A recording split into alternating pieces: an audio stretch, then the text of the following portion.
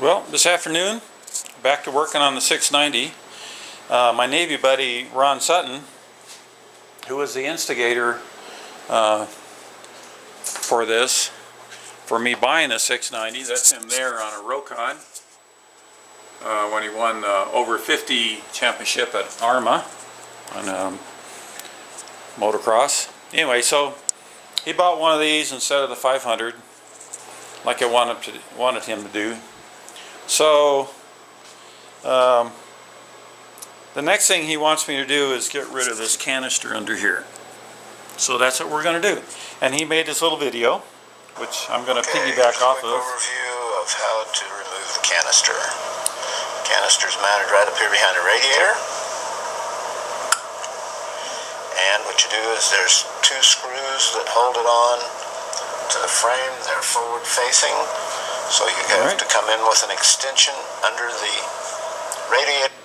Okay, so given that, let's go ahead and prep this thing by getting rid of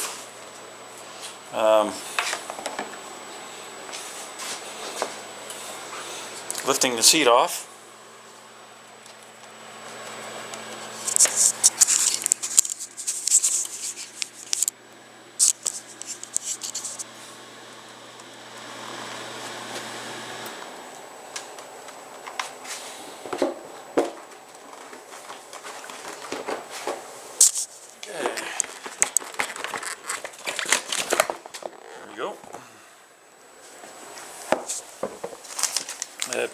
Here's my off-road highway permit that I had stuck under here. And every time I pull the seat off, the battery cover comes off.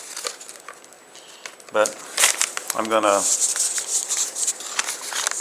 keep my paperwork under here in case it gets pulled over by the ranger. So I'll just take that off for now, because I know we're going to get rid of this vent tube. So let's go ahead and take the side covers off so we can catch up to where Ron is. Alright, I've already taken these two screws off. The side cover has two tabs right under here. Lifts right off. There's a Zeus fastener that pops off there. We'll set that aside. Go to the other side, making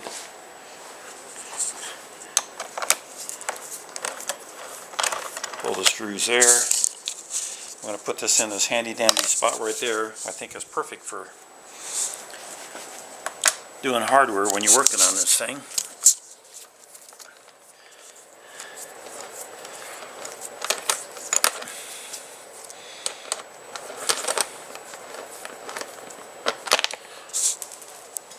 Okay.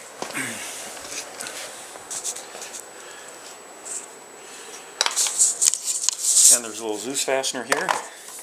Two tabs up here. Comes right off. Excellent.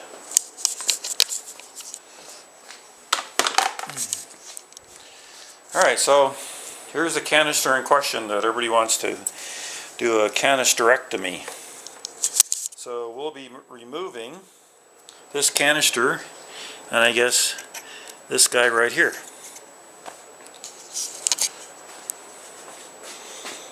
Okay, Ron? Take those two bolts loose. They're 8mm head on them. Take those two loose. What's he talking about? Press the canister comes off. To remove the vent hose from the gas cap. And you remove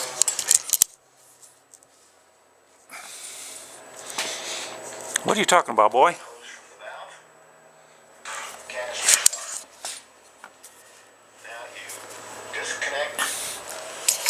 Alright. Valve from the frame. What two bolts are you talking about? So you have to come in with an extension under the radiator. Take those two bolts loose. They're 8mm head on them. Okay, under the radiator. By the way, when you look at this video, compare the lighting. I had compact fluorescence, and but they made all my videos look really yellow when I was doing it inside my man cave. So I went to these LED with daylight. So I'm hoping that'll work out better. Let's get my little scooter. Alrighty. Let's see which ones he's talking about now.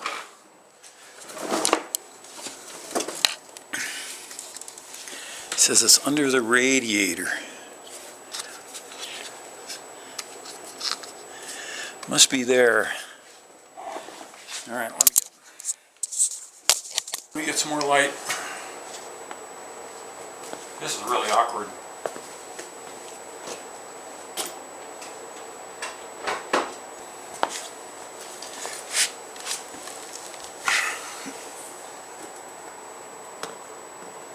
Yep, it's under there. Alright. Can you see that right there?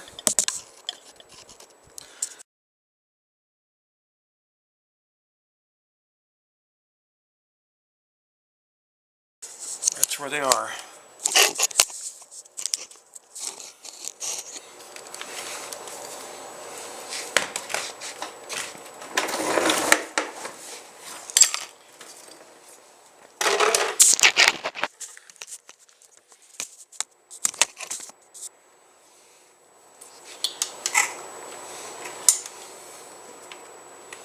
That's the problem with them doing emission stuff and all these other things.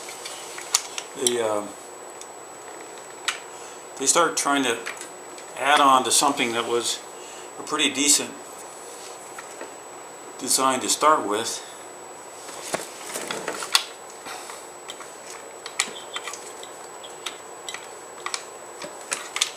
And I can't see what the heck I'm doing.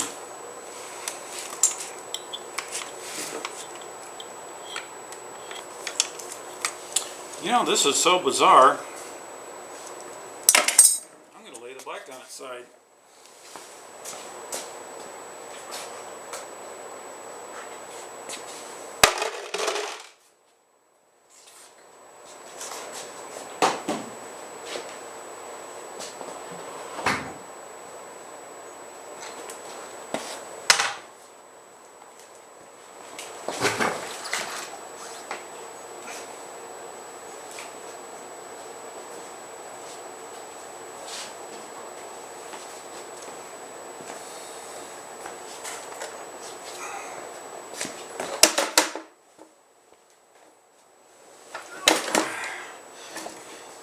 I'm getting a little bit too old to be leaning in here on stuff like this.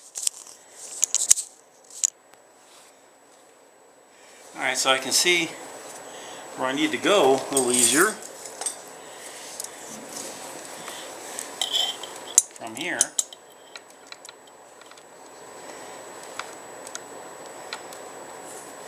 Alright, I found it. Yeah, it's about a 45-degree angle, direct line, and of course the radiator's in the way.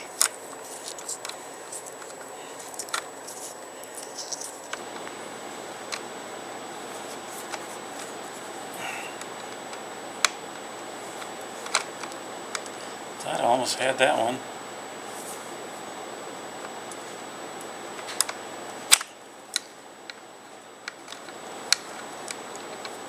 I think this canister is an afterthought. Alright, so I got this ratchet with a little angle on there. See if maybe that gets in there better.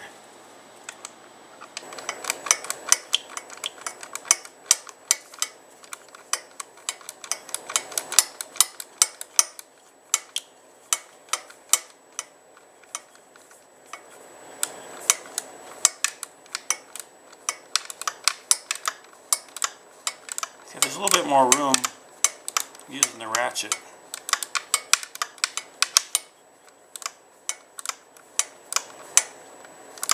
And I can put pressure on the back of the ratchet to keep it attached.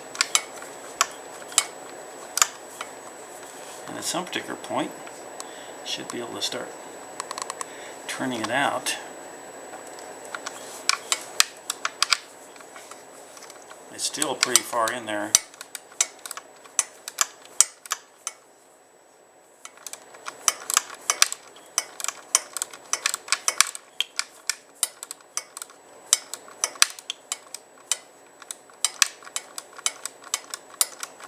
I was having doubts about pulling any of this stuff off, being such a new bike and all, but after this I'm so pissed off with this part of the design. I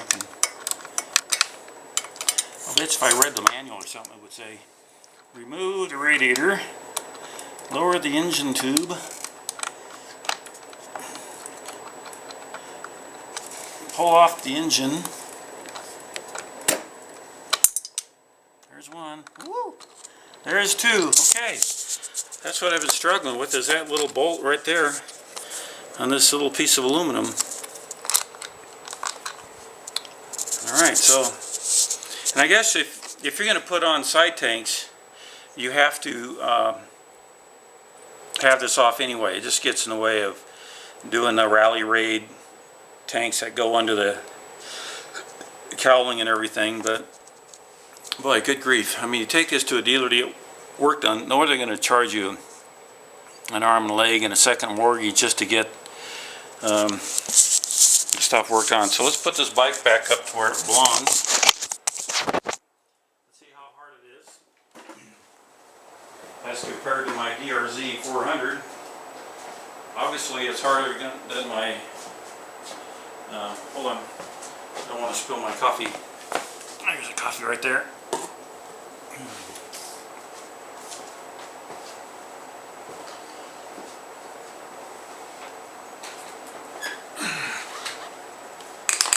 Well, that's something I don't want to be doing a lot of.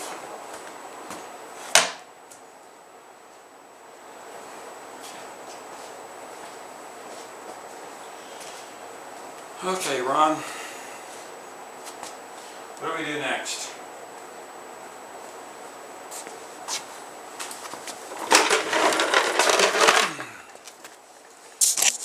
Okay, so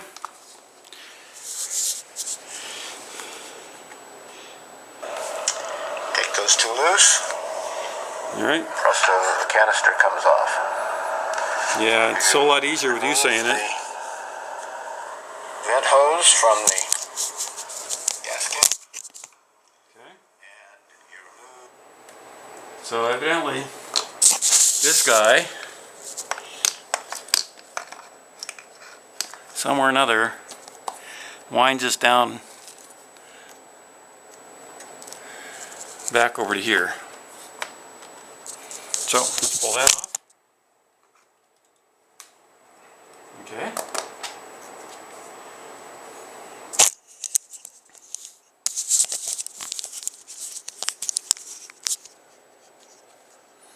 Okay, Ron, what's next? See.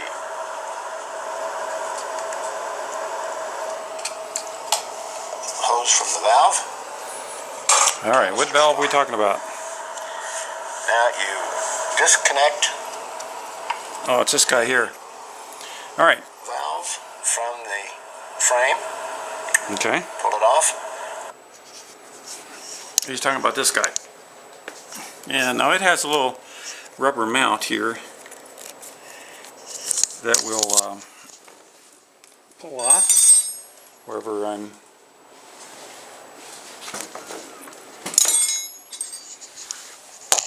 un momento, por favor.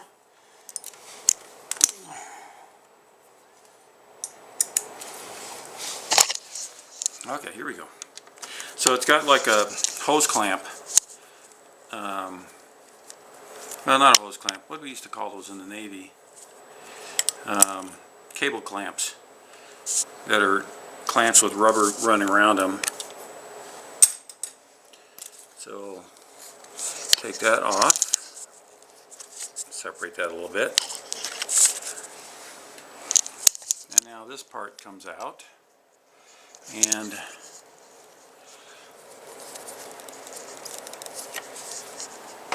And here's this guy here he's talking about.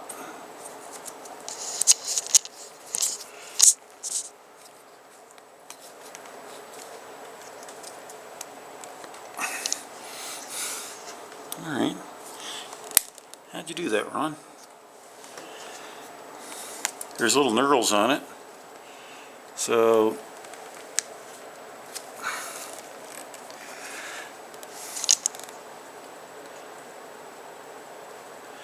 interesting.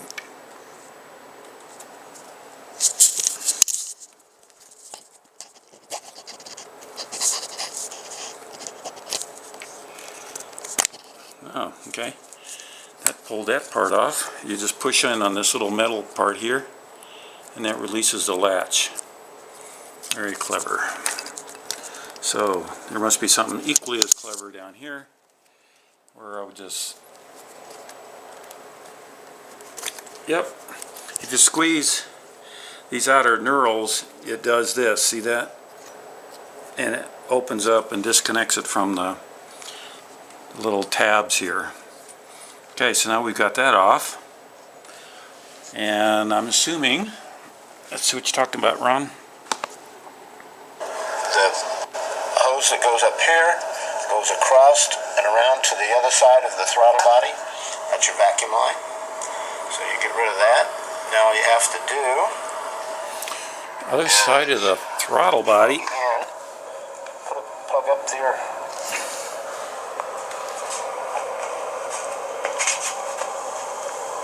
Plug your vacuum line. I just stuck a. Alright, so let's go see where that line goes. Sorry, Deacon.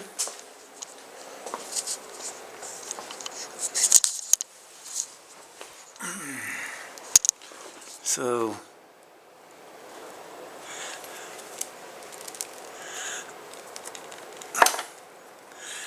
he's talking about this guy. Goes up into there somewhere. Yeah, see, it's got a little clamp right there. Huh.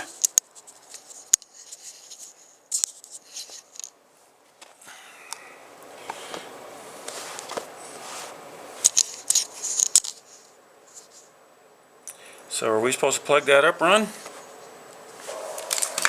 of quarter-inch round aluminum in there. Just to plug it so that you don't have a vacuum leak. So it looks like, And you come back around here. huh. The wire that you took off from the valve.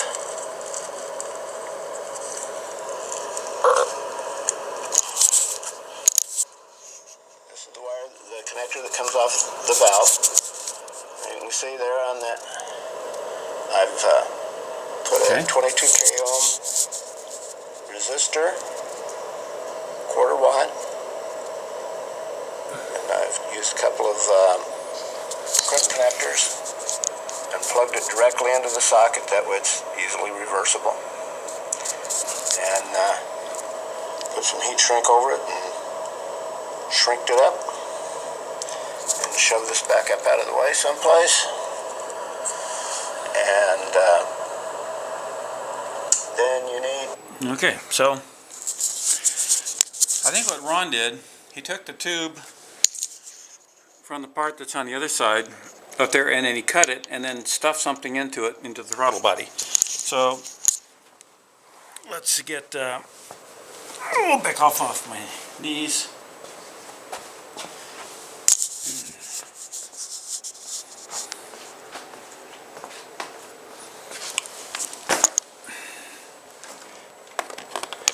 Oh, okay, so back here, that little part we took off that's going to the canister works its way up this way, and then it's done. That makes a lot of sense. Alright, now to... I always like it when we end up with extra parts. So the 22 k ohm resistor he's talked about is going to go between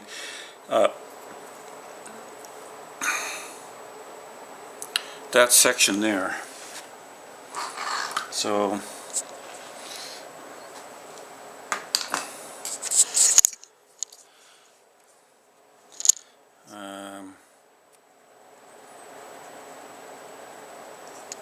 we're going to need some sort of male fast-ons that's going to go inside this. We'll look that up.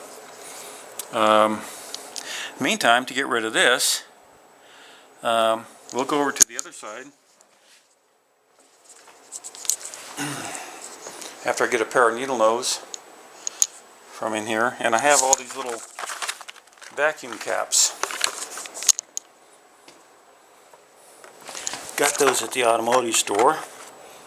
They said I needed 1/4 inch, so I got a bunch of 1/4 inches. I didn't know how many of these were out there, and there's some other different sizes. So see that little shiny part right there? That's what you want to take off.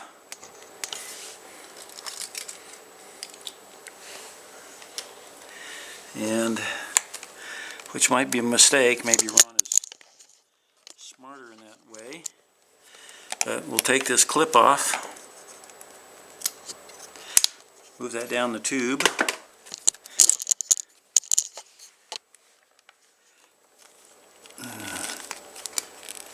Grab the tube and pop it off the throttle body. Then we're going to pull this part off. This little clip. Yay. Put that right there for a second. Now this diameter looks like a 1/4 inch, and that's what they're probably talking about. So let's find the open this guy off. Yep, here we go.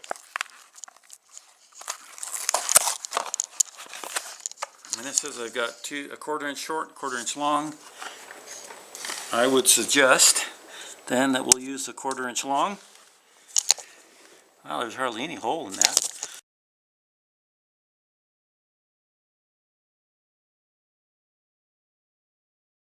It's not going to take much to plug it up. So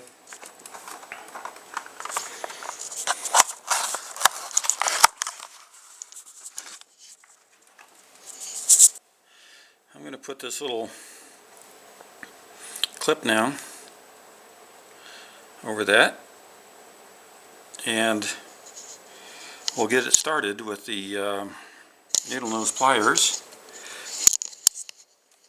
Just trying to give you some light as well. Sometimes it doesn't work as well. Alright, so here we go. I say so a lot, I apologize. I'm learning a lot about myself and my mannerisms by doing these videos, so it's okay. That's slid on right there. Now we need to grab our needle nose.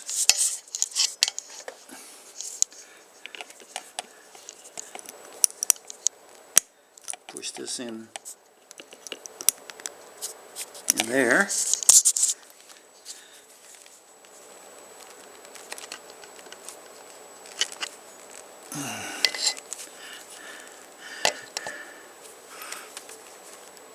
It's not as tight of a fit as I would like, because if I grab it, it pulls off. Of course, I didn't have it there. Let's try it again.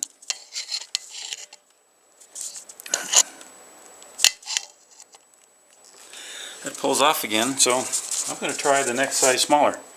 These kits come with 7/32.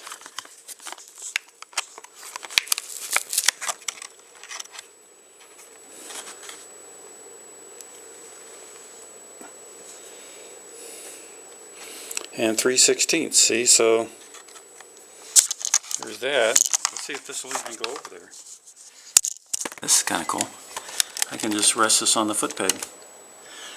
Excellent. Alright, so the big issue is going to be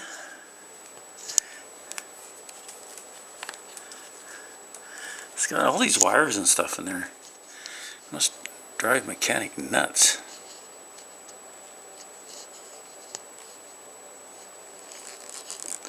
Well, the 3/16 goes on there, and it'd go on even easier if you spit on it. Use a little WD-40 and push this in. That stopped it. Okay, that's in all the way. And then I'll follow through with the little clip that it came with.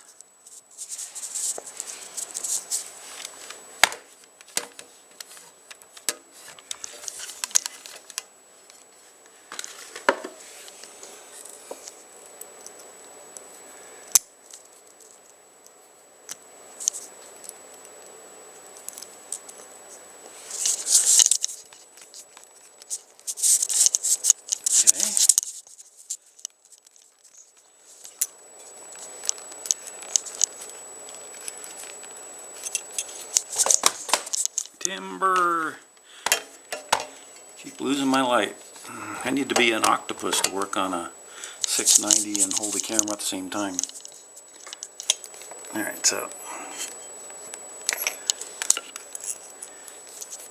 grab that with the needle nose pliers, get it so it'll start, squeeze it, put it right there.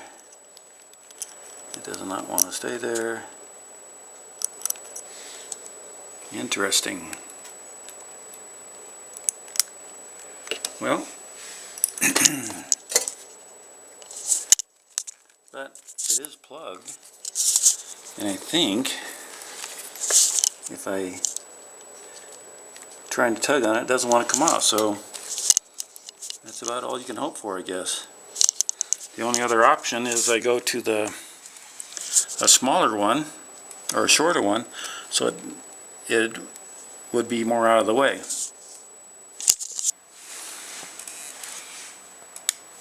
Let's go with this one.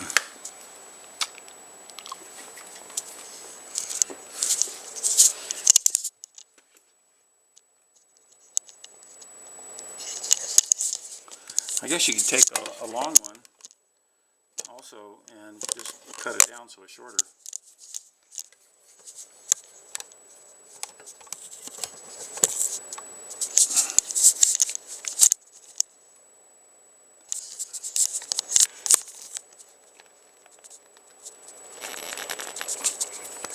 There we go.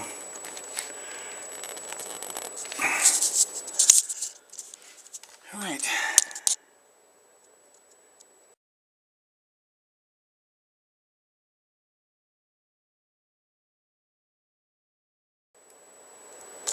That's in there. Give it another little push. Make sure it's in all the way.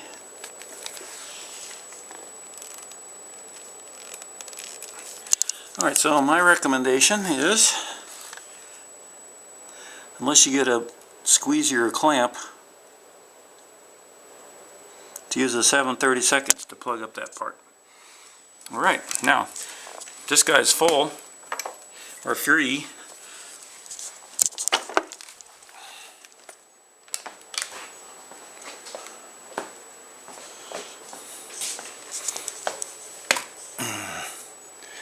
Pull that right off. How about that? Yeah. I went down to Radio Shack and I bought some 22k ohm resistors.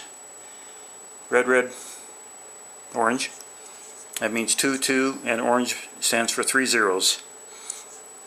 And evidently we're supposed to put it in between those two terminals. So let me go see if I can find what kind of terminals Ron used.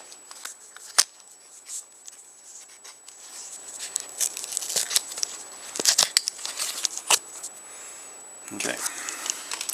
So the idea is that somewhere or another we need to make a good electrical connection between these two terminals. So I'm thinking at this particular point, one of these could fit in like that.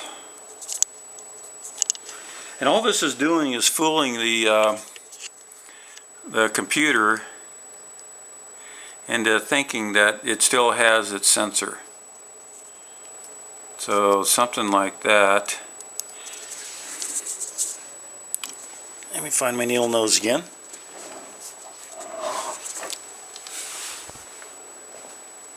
I'll call Ron and ask him if he's got if he has some little blade type connectors on how we did this. I don't really want to have to, because see, this is the blade that are supposed to be there. So you could hack into this and break it all off, but someday maybe you're going to want to do this. I don't know why you'd ever. You could, I don't know. So what I'm going to do is I'm going to take this guy and bend it up, just kind of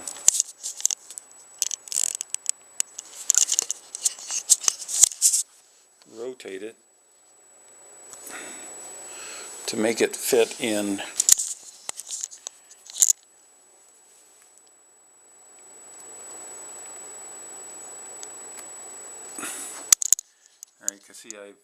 kind of made it, flattened it out so it'll rotate around that little boss. In fact, let me make it a full 90 degrees like that. Okay, now that's going to keep it from sliding over and shorting out the sensor. See, because with that there, it can't go sideways. So if we do the same thing here,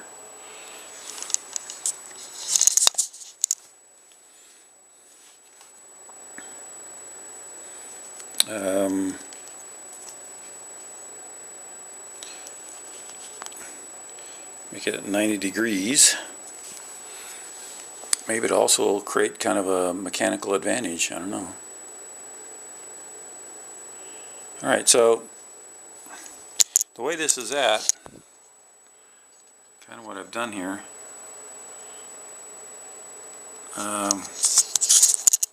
neither one of these can slide over and short out the other.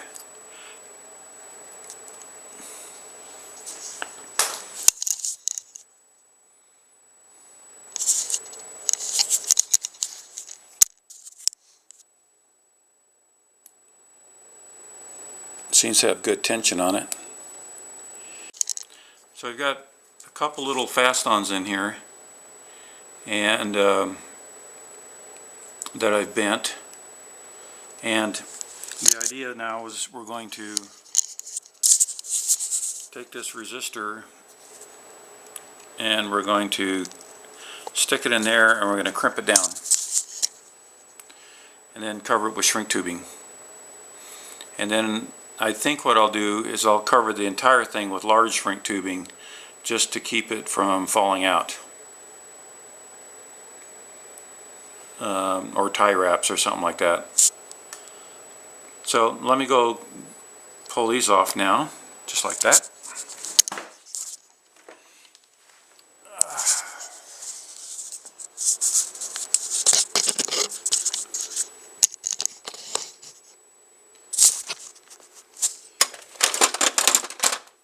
Here's a crimping tool. And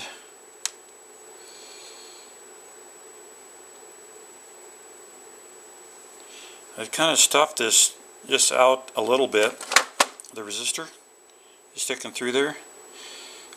Let me do an experiment. First of all, let me fold it back on itself.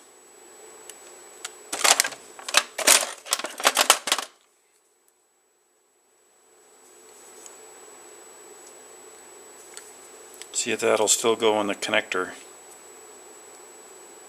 Okay, it does. Alright, then it's a matter of using the red mark here.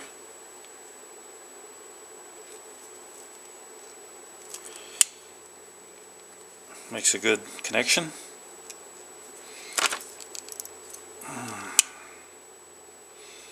We'll do the same thing to the other side of the resistor.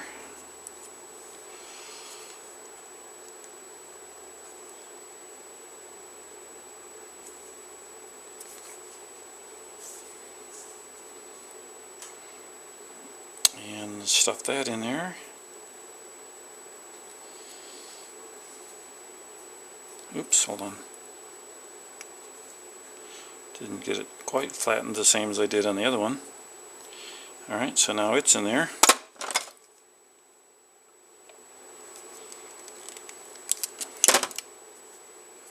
Okay. So now we're going to have to, I think I'm going to be using these two, just that orientation, just like that.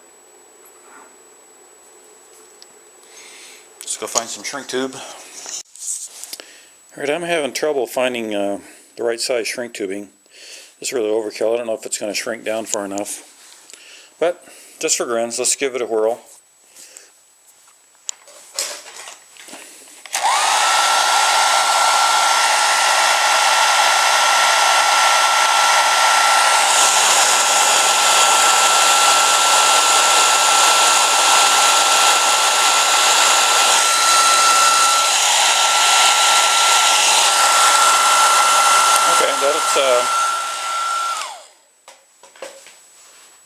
that'll be part of it. I'm going to use another piece of the same size, and I'm going to go over both of these like this.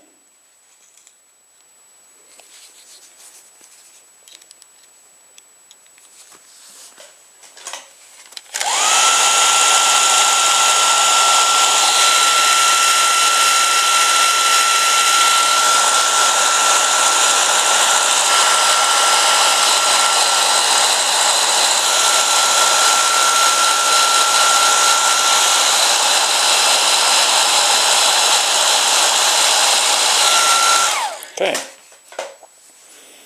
Now I guess if you're hardcore, you're going to say, definitely I'm never ever going to be putting this thing back to stock.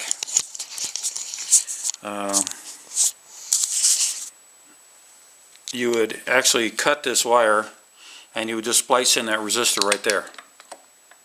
So I guess we're assuming I'm following Ron's lead, and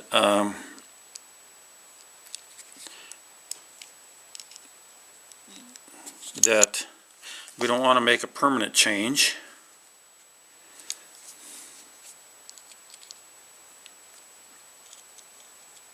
So I'm just trying to make these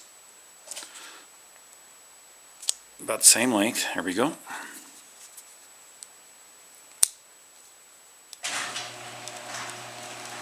And now we'll put this in here as if it was a real connector.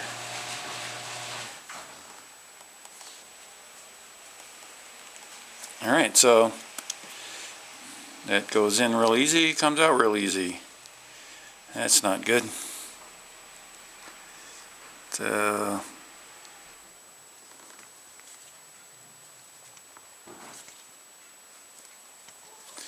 and I wish there was a way to test this. I guess if the F1 light comes on, then we'll be in trouble. Okay, now I'm going to take another larger piece of shrink tubing,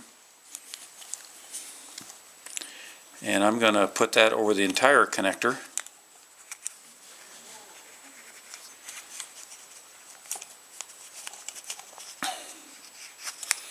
And maybe that'll help hold this part in.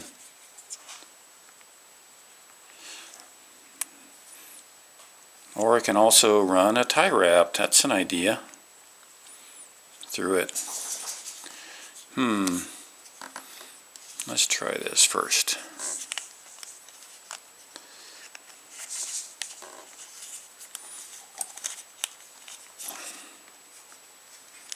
Trying to stretch that over there.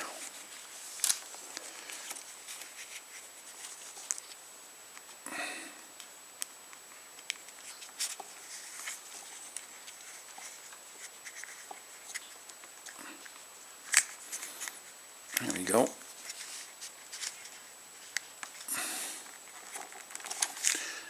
Yeah, so this thing came out already.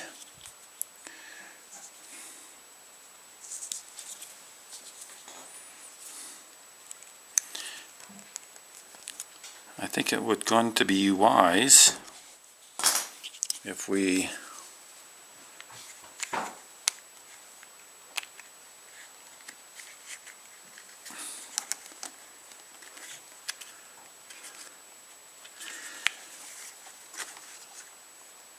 okay, so that's in there like that. Let's see if I keep from burning my fingers up. Again, I don't have as many hands as I would like to have.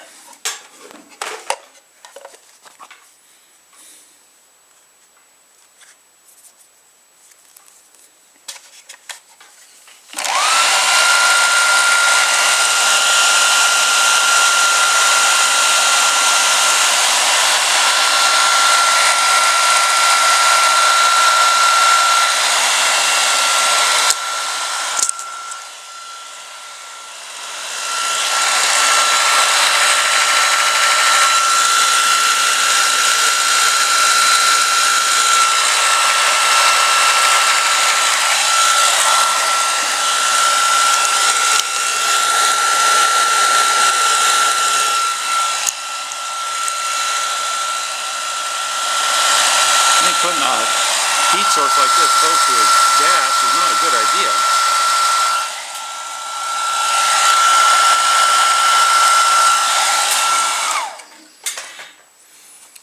Alright, so I now have captured this thing like that, and I can do one more thing, is put a tie wrapper on there.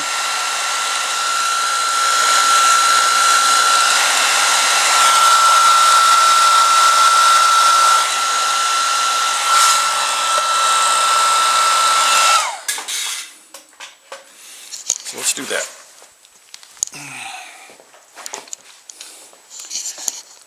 My wife just showed up, and I think she's got me a dongle.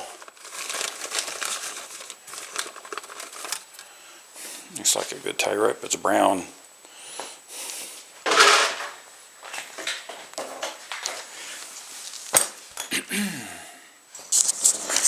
Alright. Hi, did you bring me a dongle? Yes. I assume that's what it is.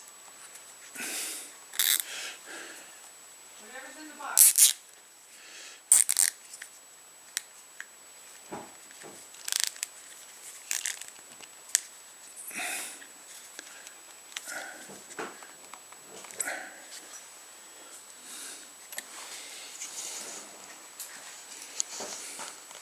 Are you on camera? Pardon? Are you on filming? Yeah, but go ahead.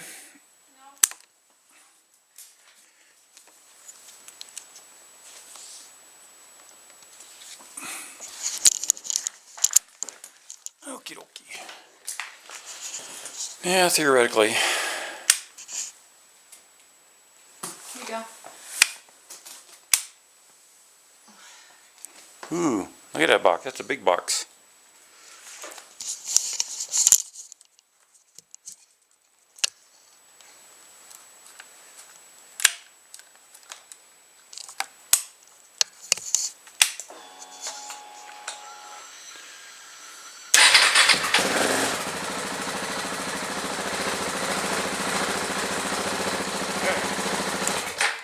No F1 light.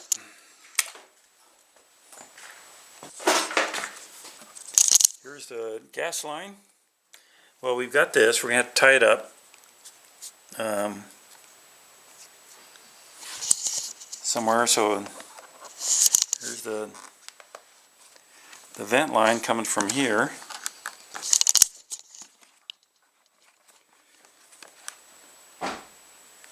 And I'm going to put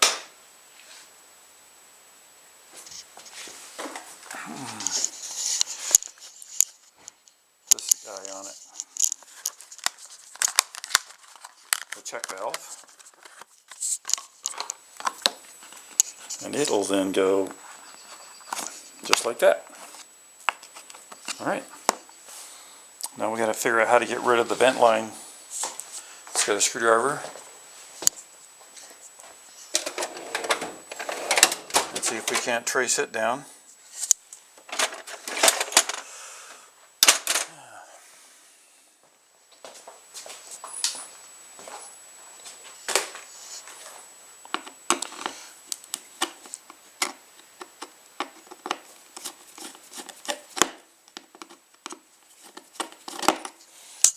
So this little cap here will allow the air to go in as we change altitudes, and keep the other air, or keep the fuel from falling out when I fall down. I'm going to put the screw back in just because I may need to use that again some other time.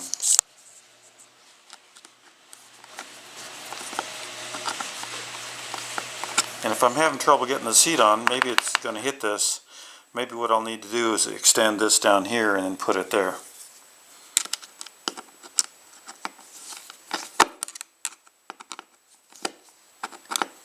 So for now, we'll leave that there. And now we got to figure out how to, if this wants to actually come out.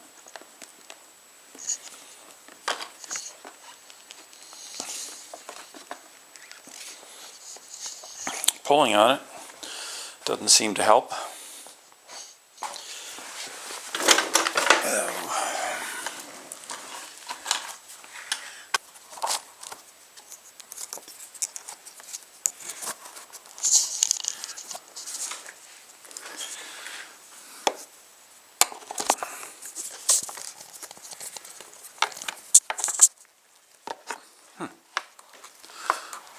Oh, that was a really tight fit there where it was running to the canister.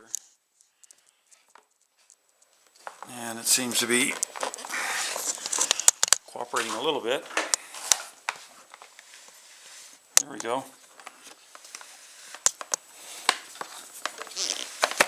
There we go.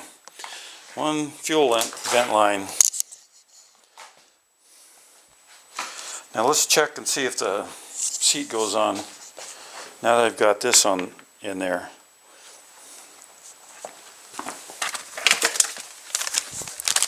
First we'll put my battery cover back on.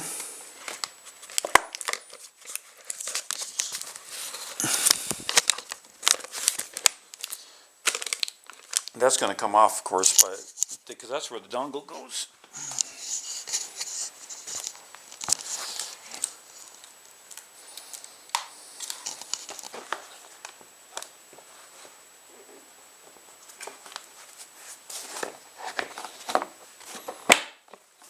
Yeah, cool. Alright, so we can just leave that as it is, because we don't want a pendulum hanging around, right? So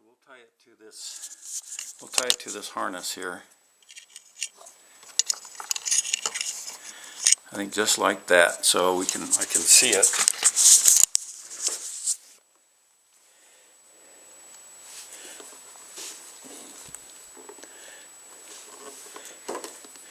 To detect if anything has gone amiss.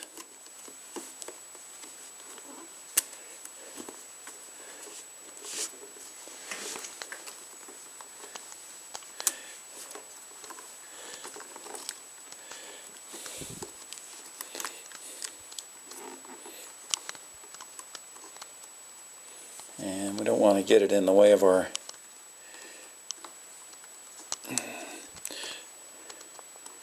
master cylinder.